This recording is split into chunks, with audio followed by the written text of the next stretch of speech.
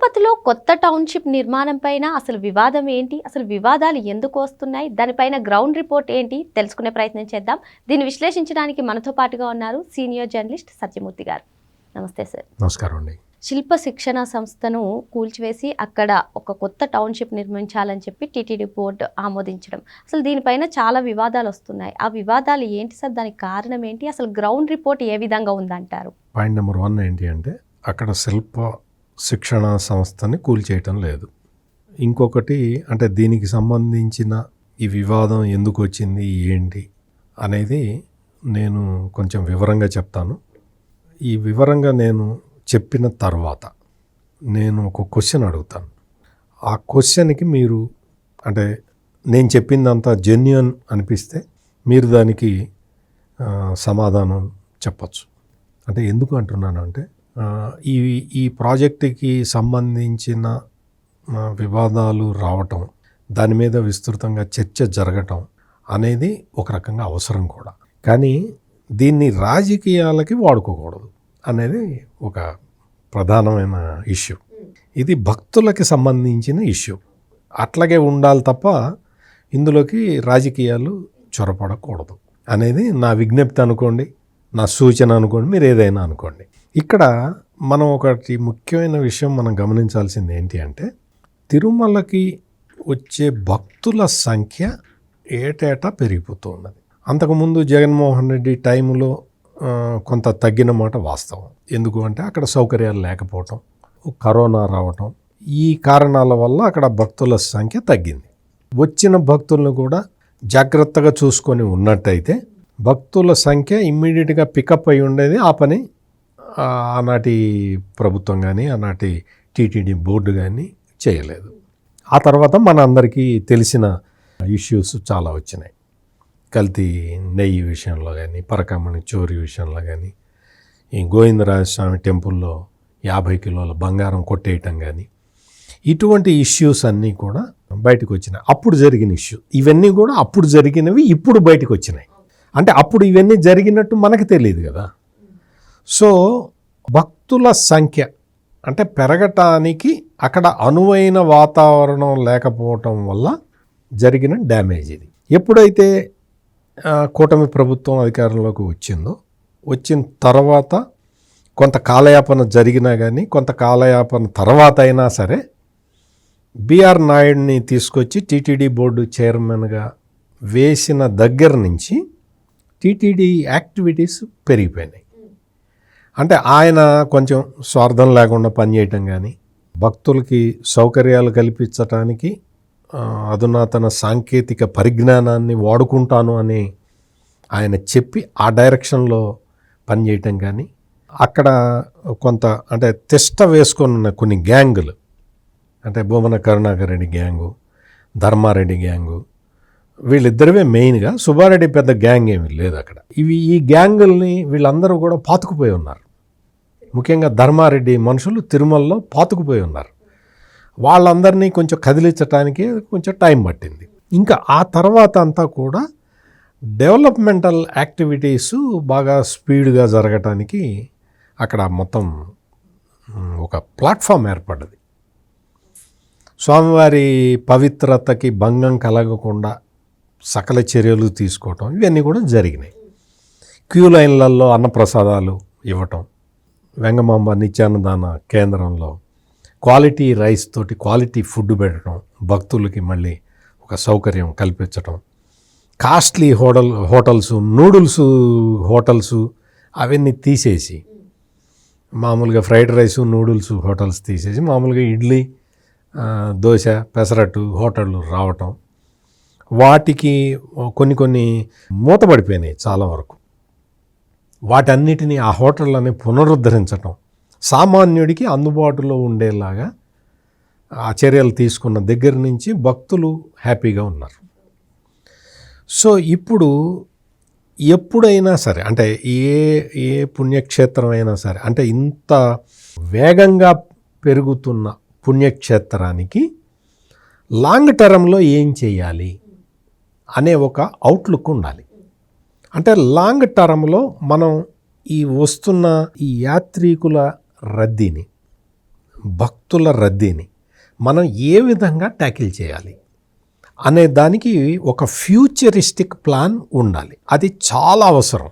Futuristic plan లేని వాళ్ళు ఏం చేస్తారు అంటే, నేను మీకు వైవి సుబ్బారెడ్డి ఏం చేశాడో మీకు కొన్ని ఎగ్జాంపుల్స్ చెబితే, భవిష్యత్తు గురించి ఆలోచన లేని వాళ్ళు, తాత్కాలిక ప్రయోజనాలు అంటే స్వప్రయోజనాలు ఆశించి చేసేవాళ్ళు ఏం చేస్తారో వైవి సుబ్బారెడ్డి టీటీడీ చైర్మన్గా ఉన్నప్పుడు జరిగిన విషయాలు చెప్తే మీకు అర్థమైపోతుంది. మొత్తం అక్కడ భక్తులకి ఉన్న కాటేజీలు సరిపోవట్లేదు, కొత్త కాటేజీలు కట్టాలి అని చెప్పి పెద్ద పెద్ద వాళ్ళని, అంటే వాళ్ళకి కావాల్సిన వాళ్ళని, వాళ్ళకి సంబంధించిన వాళ్ళని తీసుకొచ్చి వాళ్ళకి కొండ మీద స్థలం ఇచ్చేసి వాళ్ళనే కట్టుకోమని చెప్పి అధునాతన అంటే 5 స్టార్ రేంజ్ హోటల్స్ కట్టేసి, అక్కడ హోటళ్ళు లాంటివి కాటేజీలు కట్టేసి, దానికి ఒక్కొక్క దానికి రోజుకి 10,000 రూపాయలు రెంట్, 7,000 రెంటు, 6,000 రెంటు.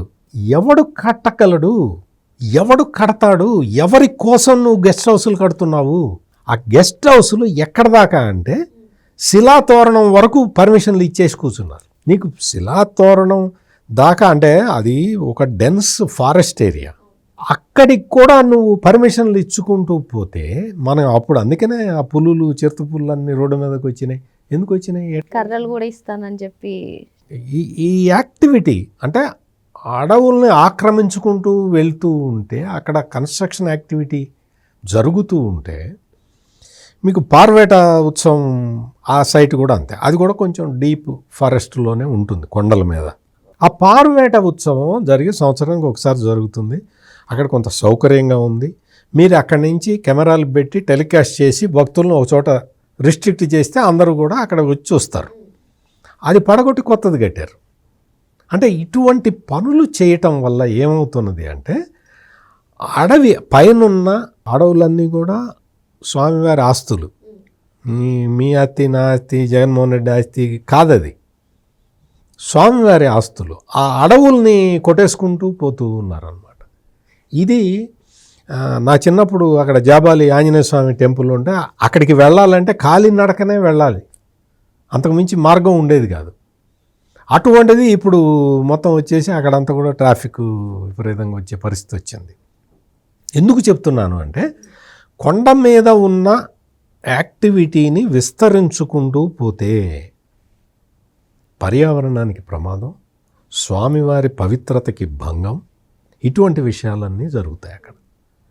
ఇప్పుడు వస్తున్న యాత్రికులు చాలామంది ఏంటి అంటే, రాత్రి నిద్ర కొండ మీద చేయాలి అని అనుకుంటూ వస్తారు, చాలామంది వస్తారు. చాలామందికి ఆ అవకాశం ఉండకపోవచ్చు. అందుకని వాళ్ళు ఏం చేస్తారు, కోరిక ఉంటుంది, అవకాశం లేదు. వాళ్ళు ఏం చేస్తారు, బస్ స్టాండ్లలో అక్కడ షెడ్లు వేసి ఉంటే ఆ షెడ్లలో, ఆ నడక మార్గం దాటి వచ్చిన కొంత షెడ్లలో అక్కడ పడుకుంటున్నారు, బస్ స్టాండ్లలో పడుకుంటూ ఉన్నారు. ఇప్పుడు ఇంత చలిలో వాళ్ళు పడుకుంటే ఎంత ప్రమాదం మీరు ఆలోచించండి. ఎండాకాలం ఎంత ప్రమాదం, వర్షాకాలం ఎట్లా ఉంటుంది. మరి భక్తులు పైకి వచ్చిన తర్వాత అక్కడ సౌకర్యం లేకపోవటం వల్ల ఇన్ని ఇబ్బందులు పడుతుంటే, నువ్వు కాటేజీలేమో కోట్లాది రూపాయలు ఖర్చు పెట్టగలిగిన వాడితోటి కట్టిస్తున్నావు, వాడు రెంట్ ఫిక్స్ చేస్తున్నాడు. నువ్వు 7,000 రూపాయలు పర్ డే అంటే ఎవరు కట్టగలుగుతారు? సామాన్యుడికి అందుబాటులో ఉండదు. అసలు కట్టే అవకాశం లేదు కదా. నీకు ఎంత వాడు బాగా డబ్బులు ఉన్నవాడైనా కానీ వాడు వచ్చేసి అక్కడ స్టే చేసి ఎంతమంది ఏంటి కథ ఇవన్నీ ఉంటాయి.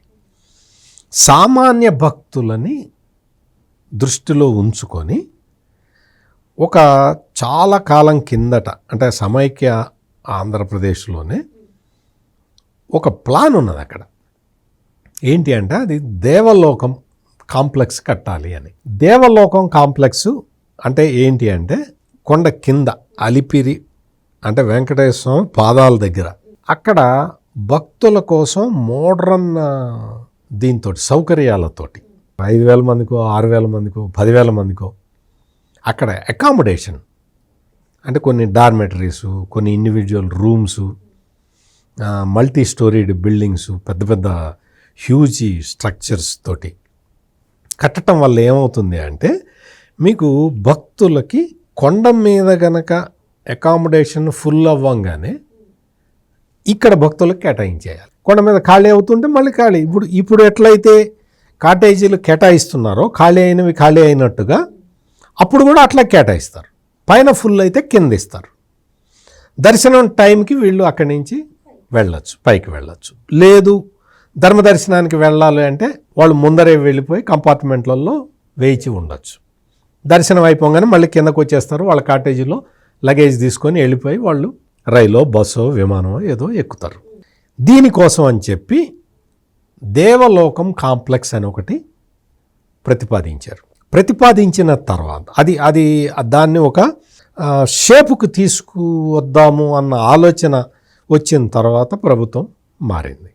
ఆ తర్వాత వీళ్ళెవరు కూడా, మిగిలిన వాళ్ళు ఎవరు, రాజశేఖర రెడ్డి వీళ్ళెవరు కూడా పట్టించుకోలేదు. ఆ తర్వాత రాష్ట్రం విడిపోయింది. మళ్ళీ చంద్రబాబు నాయుడు ప్రయత్నం చేశాడు.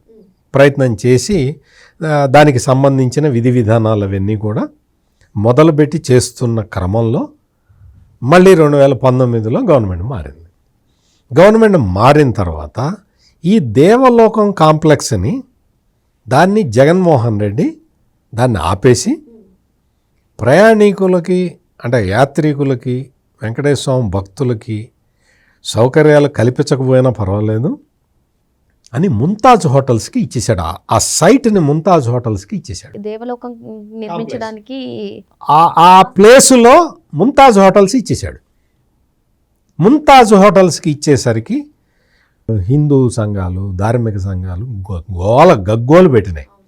నువ్వు ఒక స్టార్ హోటల్ని అక్కడ పెడితే, వెంకటేశ్వర పాదాల కింద నువ్వు స్టార్ హోటల్ పెడితే, స్టార్ హోటల్లో ఏముంటాయి? మద్యం, మాంసం అవి ఉంటాయి, స్విమ్మింగ్ పూల్స్ ఉంటాయి, బికినీలు వేసుకొని స్నానాలు చేసే దృశ్యాలు ఇవేనా ఉండేది? మరి అది వెంకటేశ్వర స్వామి సన్నిధిలో అటువంటివి చేస్తూ ఉంటే, పైగా ముంతాజ్ హోటల్స్కి ఇచ్చి అట్లా చేయటం తప్పు అని చెప్పి హిందూ ధార్మిక సంఘాలన్నీ కూడా ప్రొటెస్ట్ చెప్పినా కానీ జగన్మోహన్ రెడ్డి పట్టించుకోకుండా ముంతాజ్ హోటల్స్ దాదాపుగా కొండ కట్ చేయటం మొదలుపెట్టింది. ఋషికొండలో ఎట్లయితే కొండ కట్ చేశారో అట్లా వీళ్ళు కన్స్ట్రక్షన్ యాక్టివిటీ మొదలుపెట్టారు. మొదలుపెట్టిన తర్వాత మరి భగవంతుడి అనుగ్రహంతో జగన్మోహన్ రెడ్డి పడిపోయాడు. 11 సీట్లకి కూటమి ప్రభుత్వం అధికారంలోకి వచ్చింది. వెంటనే ఈ ముంతాజ్ హోటల్స్ అగ్రిమెంట్ని టర్మినేట్ చేసేసారు. తీసేసి వాళ్ళకి ఏం చేశారు అంటే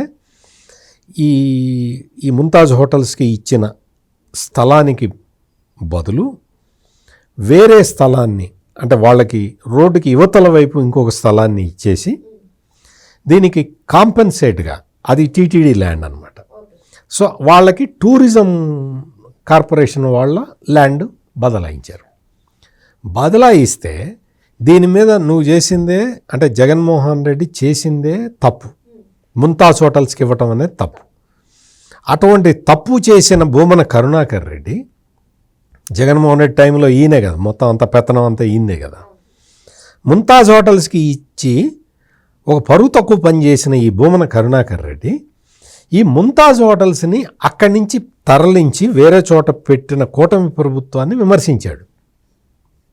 అది 400 కోట్ల ప్రాపర్టీ, నువ్వు తీసుకొని 25 కోట్ల ప్రాపర్టీని టీటీడీకి బదలాయించావు అని గోలపెట్టాడు. నువ్వు ముంతాజ్ హోటల్స్ని తీసుకొచ్చి నువ్వు కొన్ని వెంకటేశ్వర సన్నిధిలో పెట్టడం కరెక్టా? ఇది ల్యాండ్ మార్పిడి జరిగింది. ముంతాజ్ హోటల్ అక్కడి నుంచి పోయింది. ఇంకొకటి ఏంటంటే చంద్రబాబు నాయుడు వాళ్ళని పిలిచి ఈ ముంతాజ్ హోటల్స్ ఇవన్నీ కుదరవు, నడవు అంటే ఒబరాయ్ గ్రూపులోనే ఇంకొకటి సవేరా గ్రూప్ ఉంది, వాళ్ళు వచ్చారు. మేము తీసుకుంటామండి అని చెప్పి. ప్లస్ గవర్నమెంట్ కండిషన్ పెట్టింది, నువ్వు మద్యం అమ్మడానికి వీల్లేదు, అందులో మాంసం అమ్మడానికి వీల్లేదు, ఈ బికినీలు గొడవలు ఇటువంటి ఉండడానికి వీల్లేదు, అట్లా అయితేనే ఇస్తామని కూడా కండిషన్ పెట్టారు. దానికి కూడా సవేరా గ్రూప్ వాళ్ళు ఒప్పుకున్నారు. ఆ ప్రాజెక్ట్ అట్లా ఉన్నది. ఇటువంటి పరువు తక్కువ పని చేసిన ఈ జగన్మోహన్ రెడ్డి బ్యాచ్ ఇప్పుడు ఏంటి అంటే ఇప్పుడు ఈ భక్తుల కష్టాలు తీర్చాలి.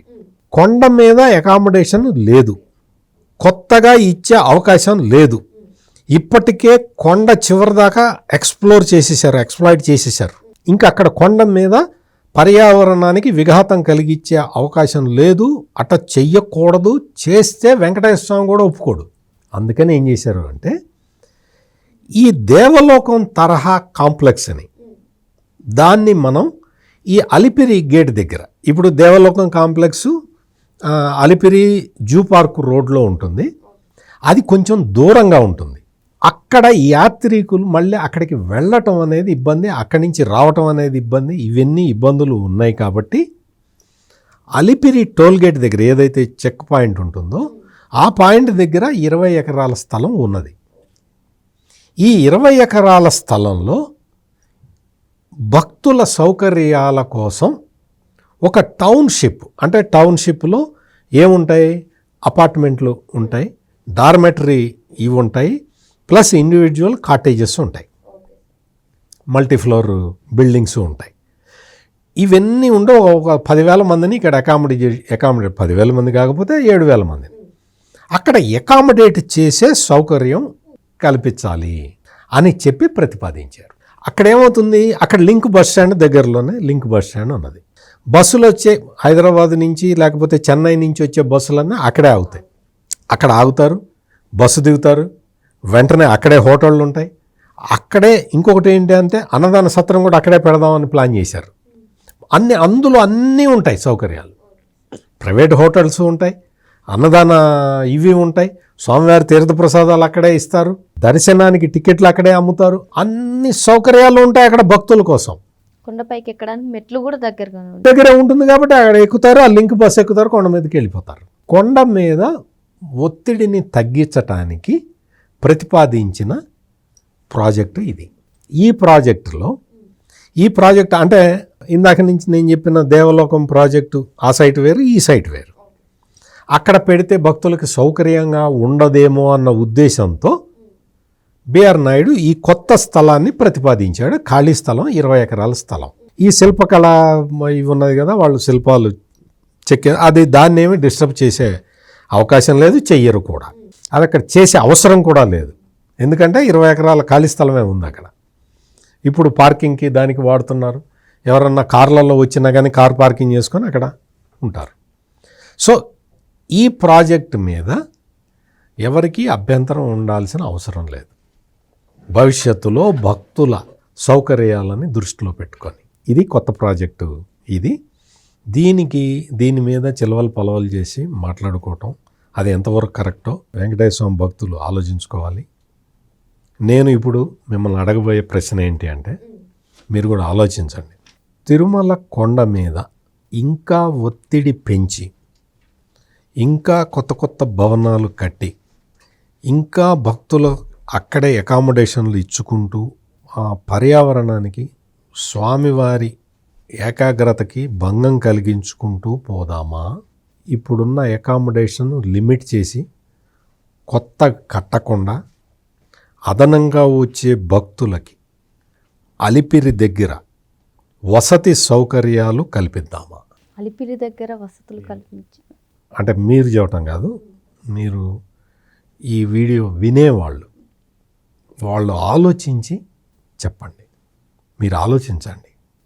కొండ కింద సౌకర్యాలు పెంచుకుంటూ, ఎక్స్పాండ్ చేసుకుంటూ, భక్తుల సౌకర్యాలు పెంచుకుంటూ, భక్తులకి అందుబాటులో ఉండే సౌకర్యాల విధంగా, అంటే free accommodation plus paid accommodation కూడా ఉండేలాగా చూసుకుంటూ, కొండ మీద రద్దీని తగ్గించి తిరుమల పవిత్రతని కాపాడుకోవాల్సిన అవసరం ఉందా లేదా మీరు ఆలోచించండి.